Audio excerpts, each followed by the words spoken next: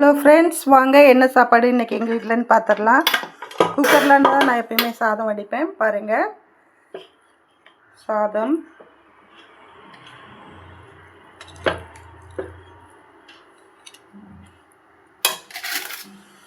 அதுக்கப்புறம் இன்றைக்கி எங்கள் வீட்டில் ரசம். பாருங்கள், ரசம் சூப்பராக இருக்கும். இந்த ரசம் எப்படி வைக்கிறதுன்னு ஒரு நாள் உங்களுக்கு சொல்லித்தரேன். ரசத்தை அப்படியே ஊற்றி நல்லா பிசைஞ்சு சாப்பிடணும். அடுத்தது மீன் பொரிச்சு, ரசமும் மீன் பொரிச்சதும் சூப்பராக இருக்கும். ரசம், மீன் பொரிச்சு, மாம்பழம், சாதத்துக்கு மாம்பழம் வச்சு சாப்பிட்டா சூப்பராக இருக்கும். ஃப்ரெண்ட்ஸ், பாருங்கள் ஃப்ரெண்ட்ஸ், பிடிச்சிருந்தால் லைக் பண்ணுங்கள், ஷேர் பண்ணுங்கள், கமெண்ட் பண்ணுங்கள். Thank you friends.